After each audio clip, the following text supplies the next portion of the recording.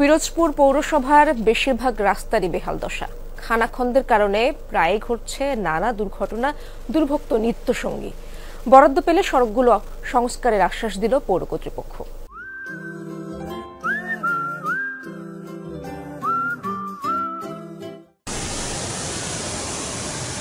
দীর্ঘদিন ধরে সংস্কার নেই, তাই খানাখন্দে ভরা বেশিরভাগ সড়কই। দুর্ভোগ দুর্ঘটনা নিত্যসঙ্গী পিরোজপুর পৌরবাসীর।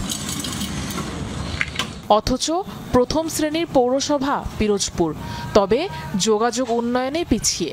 বেশিরভাগ ওয়ার্ডের সড়কই এখন বেহাল। কোনোটির উঠে গেছে পিচ, কোনোটির বা নেই ইট, ভরা ছোট বড় গর্তেও। তাই চলতে চায় না যানবাহন।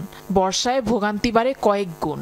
ধুলাবালির জন্য দেখা যায় বাসাবাড়িতে থাকা যায় না, ব্যবসা প্রতিষ্ঠানে ব্যবসা করা যায় না, দোকান দিনের বেলায় বন্ধ রাখতে হয় ধুলাবালির জন্য। এরপরে রিক্সা যানবাহন আসতে চায় না রাস্তায়, এবং আমাদের অনেক সমস্যা হচ্ছে। আমরা গাড়ি পাই না, আমাকে হাঁটতে হয়, আমাকে অনেক কষ্ট হয়। অনেক সময় আমরা হাঁটতে আগাইতে পারি না, লোক পাই না, একা একা খুব অসুবিধা হয়।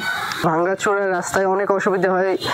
বৃষ্টির সময় রাস্তা কাদা, তারপরে গরমের সময় ধুলাবালির জন্য আসতে যাতায়াত করতে অনেক কষ্ট হয়। স্থানীয়রা জানান, মাঝে মাঝে সড়ক মেরামত করা হলেও তা টেকে না বেশি দিন। সংস্কারে নিম্নমানের সামগ্রী ব্যবহারের অভিযোগ তাদের। দাবি ভোগান্তির অবসানের।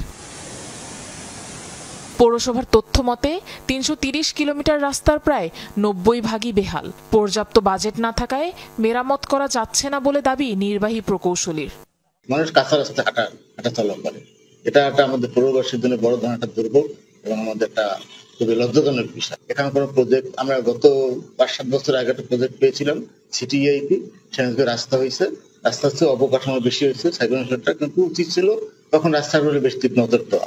1885 সালে ইউনিয়ন থেকে পৌরসভায় উন্নীত হয় পিরোজপুর। প্রথম শ্রেণী করা হয় 1990 সালে। আফরোজা লামিয়া, যমুনা নিউজ।